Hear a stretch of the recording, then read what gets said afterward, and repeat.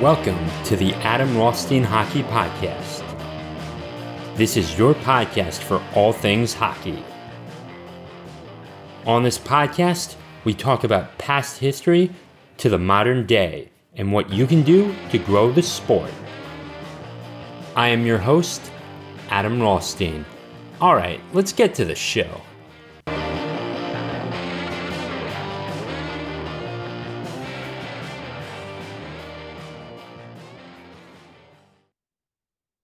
Welcome in, everybody. This is episode number 80, and I have to say that I am surprised the Stars are still in this a little bit. There are a lot of factors to this.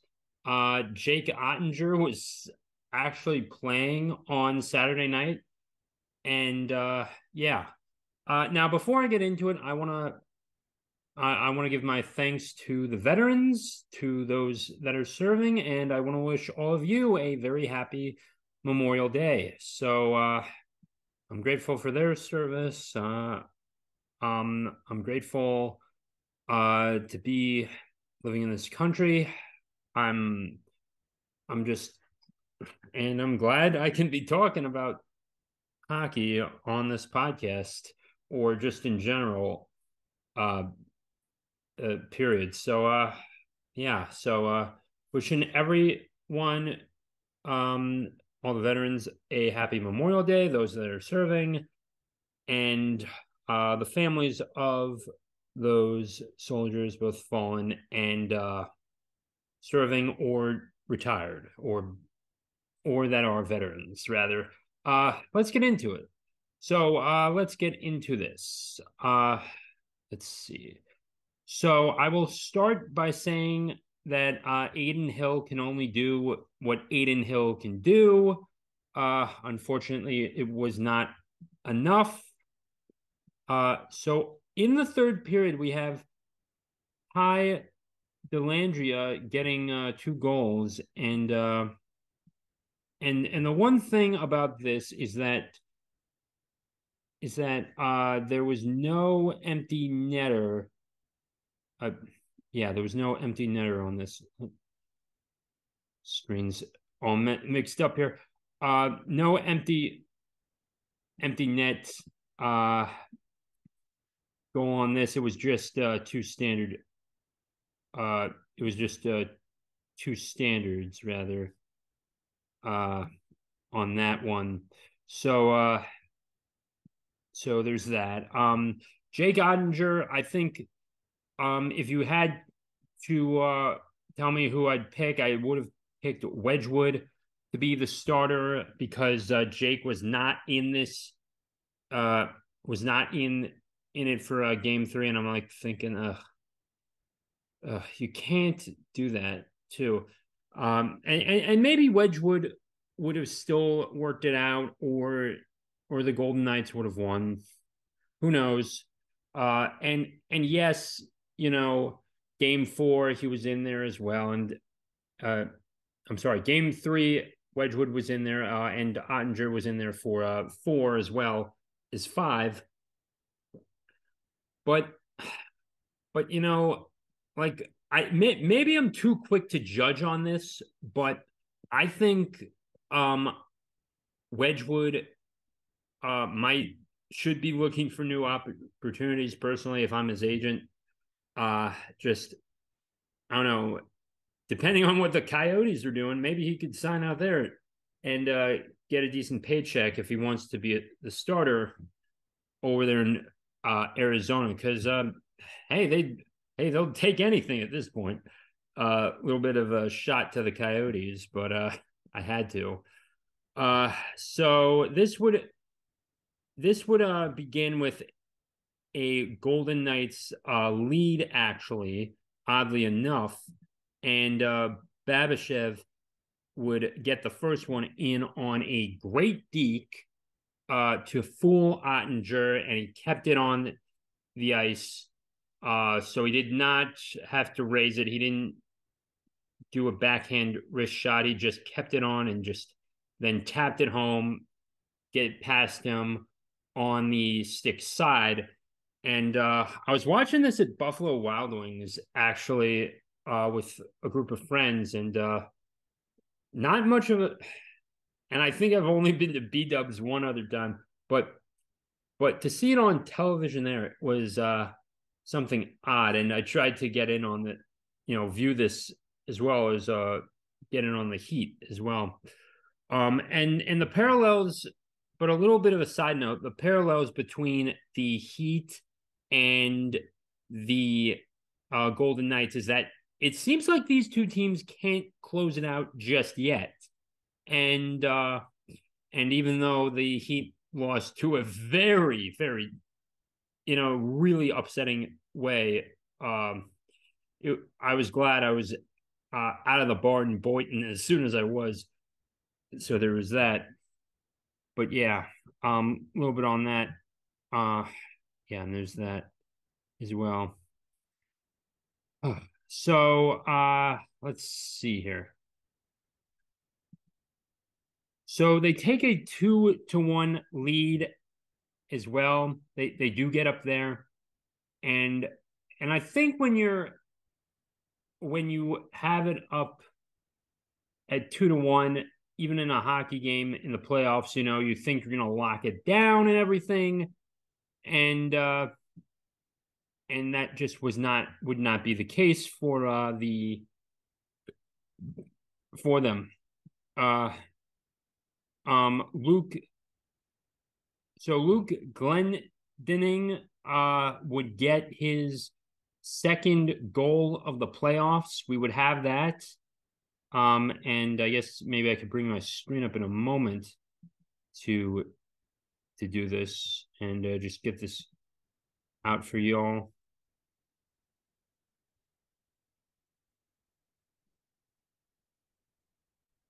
There we go. So we have that.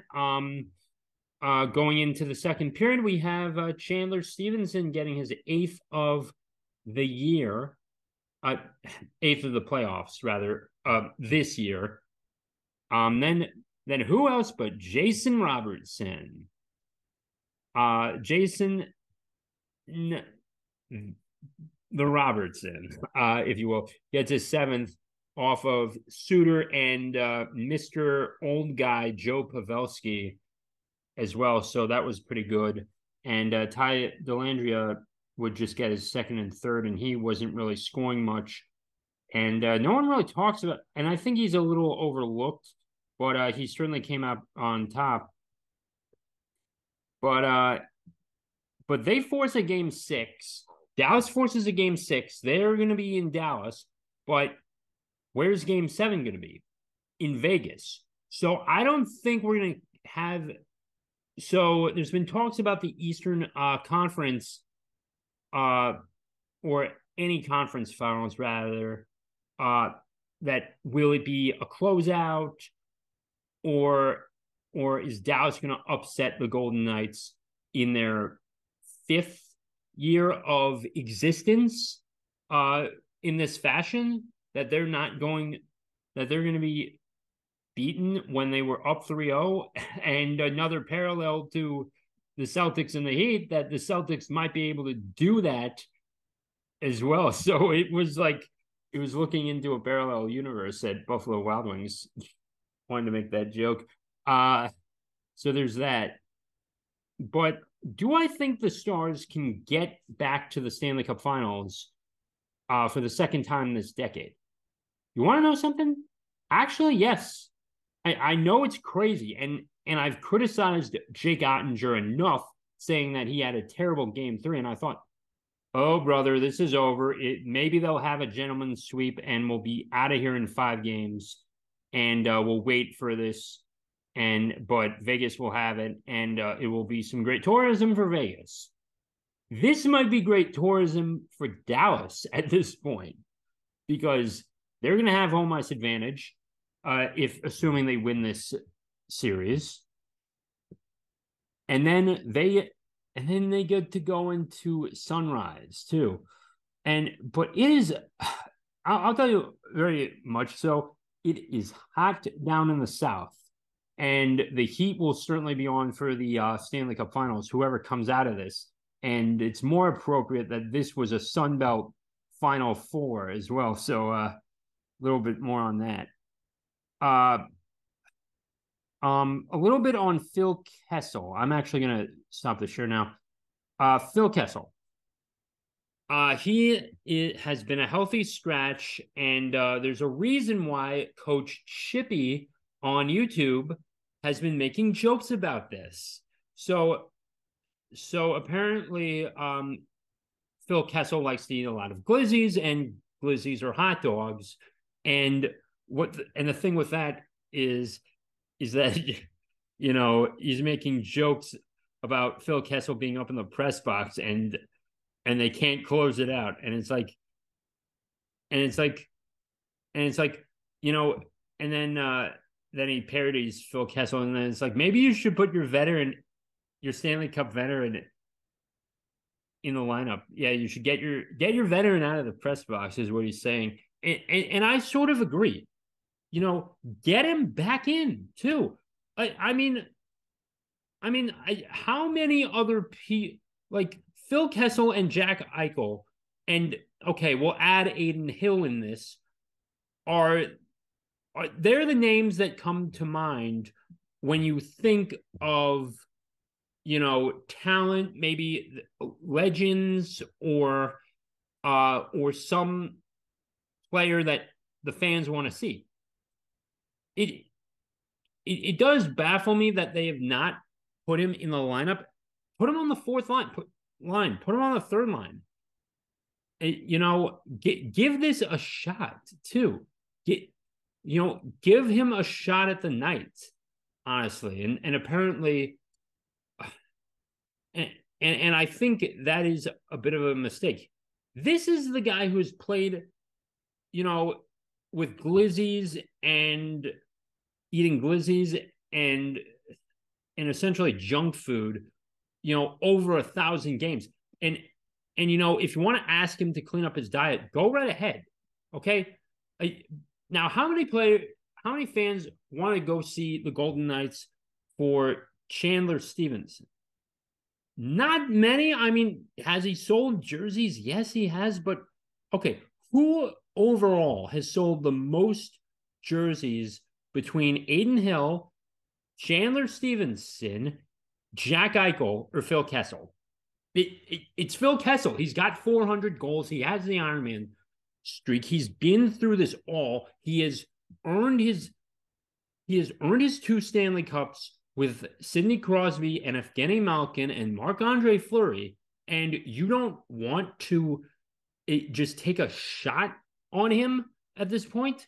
You're going to go into Dallas on Monday or tonight, depending on what time you're watching this or listening to this.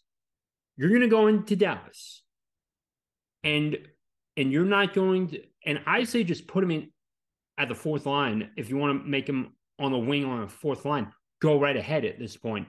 I don't see why he should be a healthy scratch at this point, because who else would want a Stanley Cup on this team or knows what is required to win a Stanley Cup more than Phil Kessel?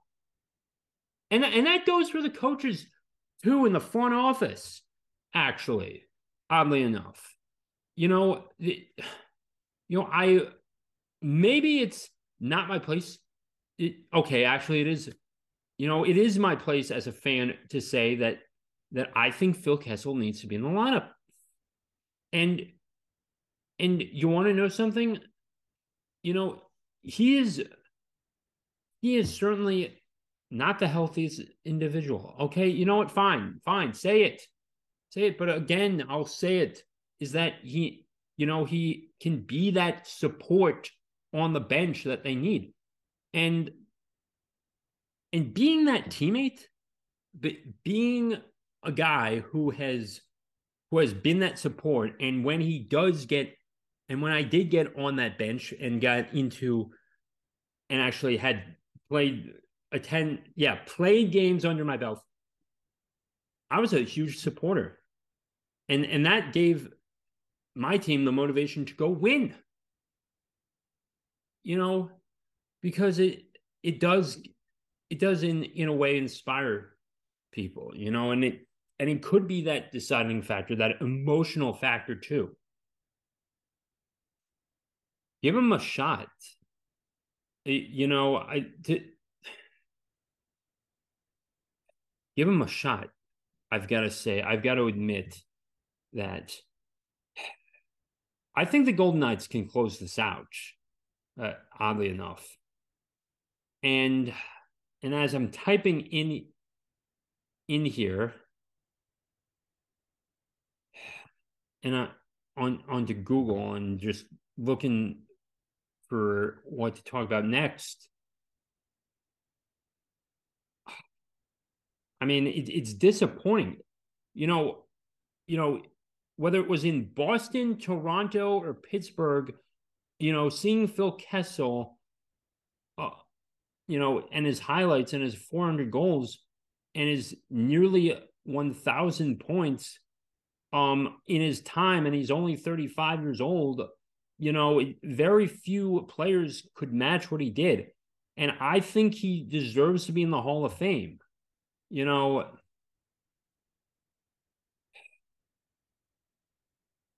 don't know if he'll make I don't think he'll necessarily make the Hall of Fame, at least on the first ballot.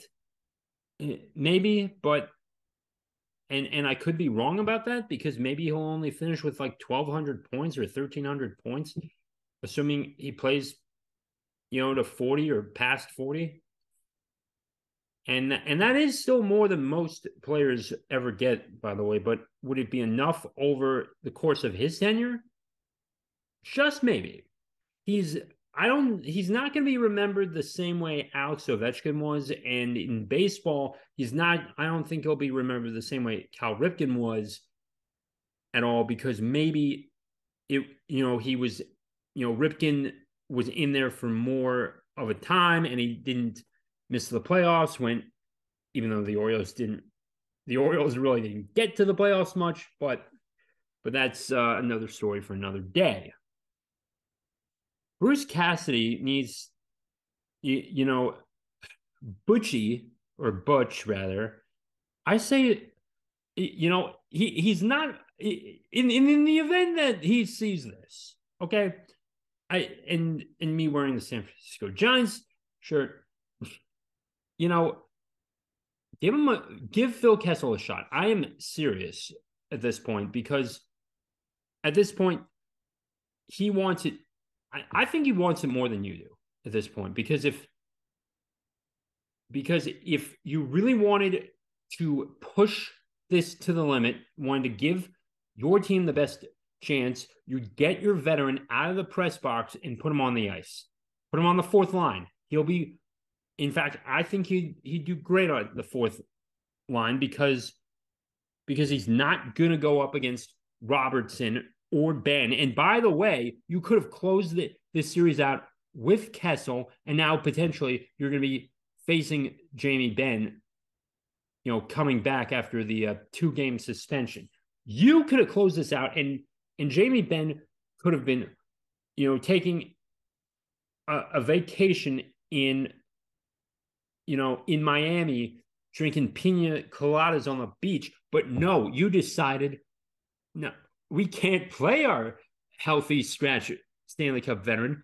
We're going to run the same guys who lost it. We're not going to add in the guy who knows what to do, who can talk this out and actually bring the best out of our teammates. We're going to keep the same thing going and not close it out. And yes, I know Game 4 was tough, and was a tough one to take, and you just couldn't get it. And maybe you could have done it, but the puck bounces in weird ways. This, while the Panthers are waiting, they're getting in there, they're practicing, they're looking over tape, they're doing everything. And honestly, do I think you're going to beat them? Probably not. Would you rather get to the Stanley Cup Finals and lose to them than lose to the Stars? I think you would. I think you would, Bruce Cassidy, at this point. I really think you would like that more, go down swinging rather than just giving up. Put Kessel in the lineup. Honestly. Whew, man, what a rant. What a rant. Uh, and we are still rolling here. I still can't believe um that we've had the playoff series or multiple series that we've had because it, you know Florida upsetting Boston, Florida upsetting Toronto and Carolina. It's it's incredible what they did out in the East, and Draisaitl and McDavid's not couldn't getting over the hump of the Golden Knights when they didn't have Phil Kessel. It still speaks volumes too. But who now? Going back to the Stars and the Oilers, who has better team chemistry? It's the Stars. It's not, and it's really, and it can be very difficult to play with McDavid and Draisaitl as well. And I don't see McDavid necessarily as the Sidney Crosby passer at all, even though he's gotten over 150 points, and that is something that Crosby uh, didn't do. He never was able to do it. He got to 120, but I don't see McDavid as that player that Sidney Crosby is. And remember, we're not counting breakouts or how really or how many passes it you know complete passes a player has. I don't even think we're keeping track of that right now. But I think who's the better passer and better receiver overall in their career? I think you're going to see Sidney Crosby at that, and I think his 3 cups still speak for himself too. Draisaitl and McDavid are probably going to go to the Hall of Fame, whether they have a Marcel Dion type of career or they have a Henry Richard career, depending on how many cups they win. Uh, you know, and I think it's going to be Edmonton that breaks that Canada curse of 30 years without a cup sort of thing, and that Bettman curse. And it definitely could be that time too. It could surely be that time as well for them next year, but they need to get their act together. And it's why the Stars are able to be where they are right now. Is because they have better team chemistry. It's also why the Golden Knights are able to come away with this, is that they have better team chemistry. And and going back to Kessel again, and I won't, and I'll shut up after this point, is that Kessel just meshes better with the gold with his players than Draisaitl and McDavid. And yes, they're fast, they're great, they have excellent stats, they're in the top 5 of goal scoring and assists, but there is no stat for passes, there is no stat for heart or team chemistry or how you can bring the best out of a player. And we do have that systematic bias of like, oh yeah, we have McDavid and Draisaitl. We have these 2 guys that are just excellent, that just are the heart of the game. They're not Phil Kessel. They have not been through what he's been through. And to get to 60 goals and 92 assists, which is nearly unheard of in the butterfly era, is still excellent. But McDavid still can't bring the best out of Evander Kane the same way Phil Kessel can bring the best out of Eichel. And they don't necessarily have to play on the same line, too. So that is a bit of a rant that I did want to say, and that Butch needs to consider that moving forward for Game 6, assuming this gets to him by then. But he's not watching this. He's not watching some guy in his bedroom talk about the glory days of Phil Kessel. So there's that. Um, let's see. So going back to the Conn Smythe winners or potential Conn Smythe winners, we could also see Bobrovsky get it and the Panthers lose. And we still have a Conn Smythe winner going to a player on the losing team, rather.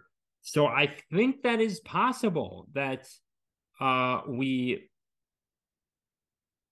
get that too. If that, but I think that we're going to have a full 7-game series of either the Stars going up against the Panthers or the Golden Knights just, shaving it off, or just, holding off the Stars and just getting in and then just being broken, and maybe the Golden Knights override them. One of my friends at the bar, we were at the bar, and he said, "Oh yeah, whoever comes out of this series is winning the Stanley Cup." I think he's out of his mind. I think the Panthers are just too good. I think you've got so much. The Panthers are stacked. They have Lomber, they have Barkov, they have Kachuk, Bobrovsky's in net. You have an excellent backup called Alex Lyons. You've got Carter Verhaeghe, Sam Reinhart, Eric and Mark Stahl, and Anthony Duclair, and much more. They're stacked. The Stars, not so much. Could they pull a rabbit out of there? You know what? You betcha. But yeah, I'm still gonna hold out for the Panthers overall to win it. But I am expecting a full 7-game series in this for the Stanley Cup final, and I do think this is going to be the best Stanley Cup final series since 2001. So yeah, I'll close it out here. If you guys like this podcast, please rate this 5 stars on Apple Podcasts, Spotify. Write me a little review. Share this with your friends, and subscribe to my Substack. The link is in the description below. That is rothsteina.substack.com. That's rothsteina.substack.com. Hope to see you there. All right, everyone. Thank you very much for listening in on me rant again. And with that being said, take care.